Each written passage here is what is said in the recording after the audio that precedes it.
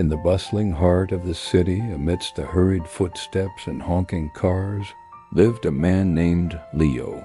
To the world, he was just another beggar, a forgotten face in the crowd. But Leo held on to a sliver of dignity, a kindness that the harsh streets couldn't erase. One rainy afternoon, a young woman, elegant and poised, rushed past him, her high heel catching in a grate. With a sharp snap, the heel broke, sending her stumbling. Before she could fall, Leo was there, a steadying hand on her arm. "Are you all right, miss?" he asked, his voice raspy but gentle. The woman, whose name was Clara, looked down at her ruined shoe, then at the man holding her arm. His clothes were tattered, but his eyes were clear and concerned. "My shoe. I have a crucial meeting in 10 minutes, she said, frustration clouding her features. Leo looked at the broken heel, then at his own worn-out sandals. Without a second thought, he said, "Here, take these. They're not much, but they'll get you where you need to go." "Your meeting is more important." Clara was stunned. A man with nothing was offering her his only pair of shoes. I can't take your shoes," she stammered, touched by his selflessness. "Please," Leo insisted. "It would make me happy to help." Seeing the sincerity in his eyes, Clara reluctantly agreed. She slipped on the oversized sandals, which looked comically out of place with her designer suit. She handed him a crisp $100 bill. "Thank you. This is for you.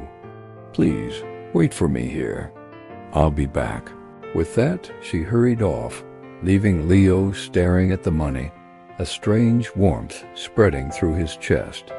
Clara aced her meeting. The deal she closed would elevate her company to new heights. But all through it, her mind kept drifting back to the kind man on the street corner.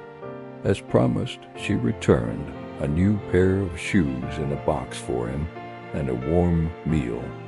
She found him right where she'd left him, clutching the $100 bill. "I'm Clara," she said, handing him the food and shoes. "And you are?" "Leo," he replied, his voice barely a whisper. As they talked, Clara learned about Leo's past. He wasn't born on the streets. He spoke with an intelligence that surprised her.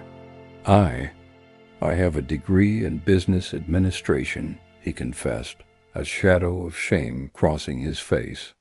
"I lost everything after a series of misfortunes. My family disowned me, and I lost all my confidence. The streets were all that was left."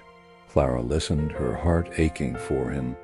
She saw not a beggar, but a man of potential, buried under layers of hardship and despair. "Leo," she said, her voice firm with conviction. "I'm the CEO of the company I just had a meeting with. Your kindness today, ... It was a sign. I believe everyone deserves a second chance. I have an opening in my logistics department. It's an entry-level position, but it's a start. Would you be willing to work for me?" Leo's eyes widened, filling with tears. The offer was a lifeline, a glimmer of hope in his dark world. "Yes," he choked out. "Yes, I would." The next day, Leo arrived at the gleaming corporate office, clean-shaven and dressed in a suit Clara had bought for him. He was nervous but determined not to let her down. He threw himself into his work with a passion and dedication that amazed his colleagues. His forgotten degree and sharp mind quickly resurfaced. He streamlined processes, identified inefficiencies, and proposed solutions that saved the company thousands. Clara watched his progress with pride. She had seen the diamond in the rough, and now he was beginning to shine. Their professional relationship soon blossomed into a deep friendship.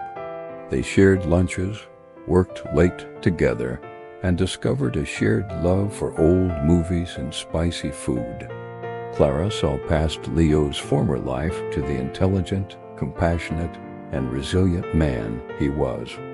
Leo, in turn, saw beyond Clara, the CEO, to the warm, funny, and incredibly kind woman who had believed in him when no one else would.